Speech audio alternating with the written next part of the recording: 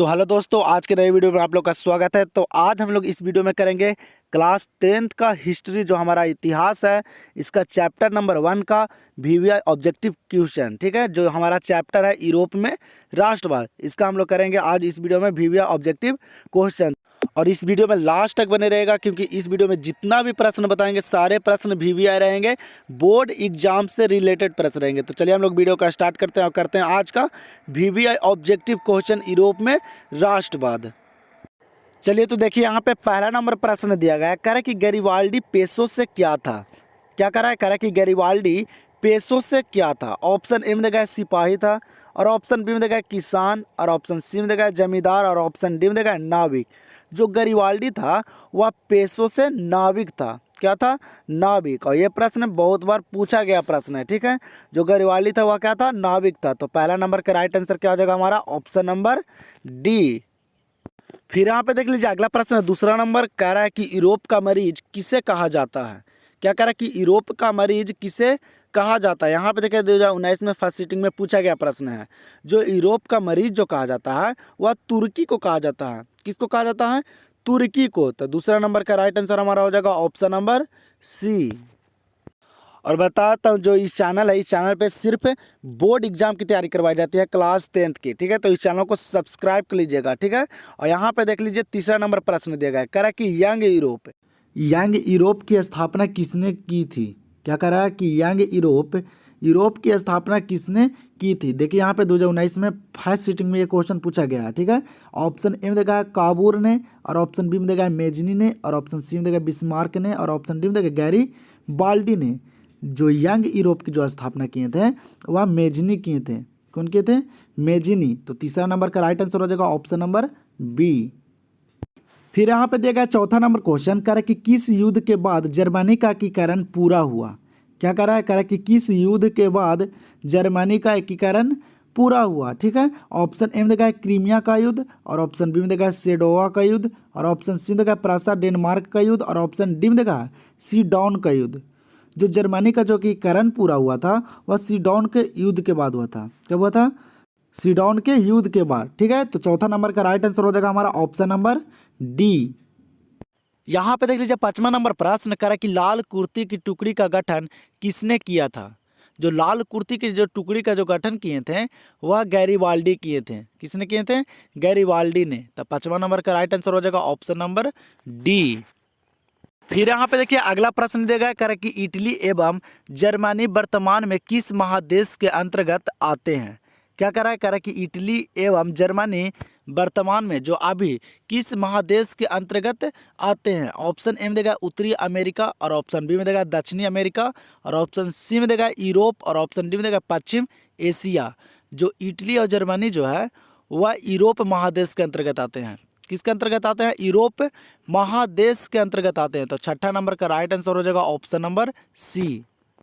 और यह जो ऑब्जेक्टिव करवा रहे हैं यह हिस्ट्री का चैप्टर नंबर 1 का है। ठीक है, पूरा हिस्ट्री का चैप्टर नंबर 1 का निचोड़ प्रश्न है इस वीडियो में। ठीक है, तो इस वीडियो को आप लोग पूरा देखेगा तो इस चैप्टर से ऑब्जेक्टिव कहीं नहीं जाने वाला। जितना भी प्रश्न आएगा इस चैप्टर से सारे प्रश्न इसी से आएगा। ठीक है, तो इस वीडियो को लास्ट तक देखेगा और बताइएगा कॉमेंट में कि आप लोग को पहले से कितना प्रश्न याद था। तो 7वां नंबर प्रश्न यहाँ पे कह रहा है कि रक्त एवं लौ की नीति का अवलंबन किसने किया था। क्या कह रहा है कि रक्त एवं लौ की नीति का अवलंबन किसने किया था। ऑप्शन ए में देगा मेजनी, और ऑप्शन बी में देगा हिटलर, और ऑप्शन सी में देगा बिस्मार्क, और ऑप्शन डी में देगा विलियम पहला। ठीक है, जो रक्त एवं लौ की नीति का जो अवलंबन किए थे वह किए थे बिस्मार्क किए थे। कौन किए थे? बिस्मार्क। जो रक्त और लौ की नीति का जो अवलंबन किए थे वह बिस्मार्क किए थे। तो 7वां नंबर का राइट आंसर हो जाएगा हमारा ऑप्शन नंबर सी। तो फिर यहाँ पे देखिए 8वां नंबर कह रहा है कि जर्मनी राइन राज का निर्माण किसने किया था। क्या कह रहा है कि जर्मनी राइन राज का निर्माण किसने किया था। जो जर्मनी राइन राज का जो निर्माण किए थे वह नेपोलियन बोनापार्ट किए थे। कौन किए थे? Napoleon Bonaparte. ये प्रश्न बहुत बार पूछा गया प्रश्न है बोर्ड एग्जाम में कि जर्मनी राइन राज का निर्माण किसने किया था। तो नेपोलियन बोनापार्ट। तो 8वां नंबर का राइट आंसर हो जाएगा हमारा ऑप्शन नंबर बी। फिर यहाँ पे देख लीजिए अगला प्रश्न देगा, कह रहा है कि वियना कांग्रेस के द्वारा फ्रांस में किस शासक वंश की पुनः स्थापना की गई। क्या कह रहा है कि वियना कांग्रेस के द्वारा फ्रांस में किस शासक वंश की पुनः स्थापना की गई। ठीक है, जो वियना कांग्रेस के द्वारा जो फ्रांस में जो शासक वंश की जो पुनः स्थापना की गई थी वह बूर्बो वंश के द्वारा की गई थी। कौन से वंश? बूर्बो शासक वंश के द्वारा की गई थी पुनः स्थापना। ठीक है, तो 9वां नंबर का राइट आंसर हो गया ऑप्शन नंबर सी। 10 नंबर प्रश्न यहाँ पे देगा कर कि सन 1870 में फ्रांस और प्रसा के बीच युद्ध कहाँ हुआ था। क्या करा कि सन 1870 में फ्रांस और प्रसा के बीच जो युद्ध हुआ था वह कहाँ हुआ था। सेडोन में, ऑप्शन ए में देगा है कि सेडोन में, और ऑप्शन बी में देगा है सेडोवा में, और ऑप्शन सी में देगा है साइडाइन में, और ऑप्शन डी में देगा फ्रैंकफर्ट में। जो सन 1870 में फ्रांस और प्रसा के बीच जो युद्ध हुआ था वह सेडोन में हुआ था। तो 10 नंबर का राइट आंसर हो जाएगा ऑप्शन नंबर ए। 11 नंबर प्रश्न कर रहा है, कह रहा है कि जालवेरीन एक संस्था थी। जालवेरीन जो संस्था थी वह कैसी संस्था थी। ऑप्शन ए में देगा क्रांतिकारियों की, और ऑप्शन बी में देगा व्यापारियों की, और ऑप्शन सी में देगा विद्वानों की, और ऑप्शन डी में देगा पादरी सामंतों की। जो जालवेरीन जो एक संस्था थी वह व्यापारियों की थी। किसकी संस्था थी? तो व्यापारियों की संस्था थी। तो 11 नंबर का राइट आंसर हो जाएगा हमारा ऑप्शन नंबर बी। 12 नंबर प्रश्न देगा कर कि बिस्मार्क निम्न में से क्या था। क्या करा कि बिस्मार्क निम्न में से क्या था। जो बिस्मार्क थे वह कूटनीतिज्ञ थे। क्या थे? कूटनीतिज्ञ। तो 12 नंबर का राइट आंसर हो जाएगा हमारा ऑप्शन नंबर डी। और अभी तक आप लोग चैनल को सब्सक्राइब नहीं किए तो चैनल को सब्सक्राइब करके वीडियो को एक बार लाइक कर दीजिए। इस पे बिहार बोर्ड मैट्रिक एग्जाम की तैयारी करवाई जाती है। ठीक है, तो चैनल को सब्सक्राइब कर लीजिए। तो यहाँ पे 13 नंबर प्रश्न देगा कर कि 1829 की एडियानोपुल की संधि किस देश के साथ हुई। क्या करा कि 1829 की एडियानोपुल की संधि किस देश के साथ हुई। ऑप्शन ए में देगा तुर्की, और ऑप्शन बी में देगा यूनान, और ऑप्शन सी में देगा हैंगरी, और ऑप्शन डी में देगा पोलैंड। जो 1829 में जो एडियानोपुल की जो संधि हुई थी वह तुर्की के साथ हुई थी। किस देश के साथ हुई थी? तो तुर्की के साथ। तो 13 नंबर का राइट आंसर हो जाएगा ऑप्शन नंबर ए। फिर यहाँ पे देखिए अगला प्रश्न करा कि इटली एवं जर्मनी के एकीकरण के विरुद्ध निम्न में कौन था। और ये क्वेश्चन बहुत बार पूछा गया क्वेश्चन है बोर्ड एग्जाम में, और इस बार आने की संभावना भी है। क्या करा कि इटली एवं जर्मनी के एकीकरण के विरुद्ध निम्न में कौन था। मतलब इटली और जर्मनी के जो एकीकरण हुआ था उसके विरुद्ध कौन देश था। ठीक है, ऑप्शन ए में देगा इंग्लैंड, और ऑप्शन बी में देगा रूस, और ऑप्शन सी में देगा ऑस्ट्रिया, और ऑप्शन डी में देगा प्रसा। जो इटली और जर्मनी के एकीकरण के जो बीच में जो विरोधी था, जो विरुद्ध था, वह ऑस्ट्रिया था। कौन देश था? ऑस्ट्रिया। तो 14 नंबर का राइट आंसर हो जाएगा ऑप्शन नंबर सी। फिर यहाँ पे देखिए 15 नंबर प्रश्न दिया कर के फ्रैंकफर्ट की संधि कब हुई।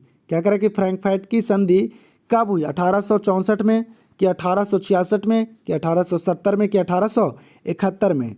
जो फ्रैंकफर्ट की जो संधि हुई थी वह 1871 में हुई थी। कब हुई थी? 1871 में। तो 15 नंबर का राइट आंसर हो जाएगा ऑप्शन नंबर डी। अब बताता हूँ जितना भी बोर्ड एग्जाम में प्रश्न पूछे जाते हैं, और बहुत से प्रश्न प्रीवियस ईयर प्रश्न रहता है, मतलब पूछा हुआ प्रश्न रहता है। ठीक है, तो एक वीडियो बना देंगे जितना भी पूछा हुआ प्रश्न है, जो क्वेश्चन बैंक का प्रश्न है, सारे प्रश्न को एक वीडियो में करवा देंगे। ठीक है, तो चैनल को सब्सक्राइब कर लीजिएगा और बेल आइकन को दबाना नहीं भूलिएगा, क्योंकि जब भी वीडियो डालें तो आप लोगों के पास सबसे पहले नोटिफिकेशन जाए।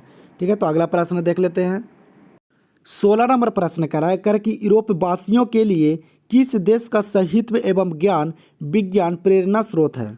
क्या करा कि यूरोप वासियों के लिए किस देश का साहित्य एवं ज्ञान विज्ञान प्रेरणा स्रोत है। चलिए बताते हैं। जो यूरोप वासियों के लिए जो साहित्य एवं ज्ञान जो विज्ञान का जो प्रेरणा स्रोत जो है देश, वह यूनान है।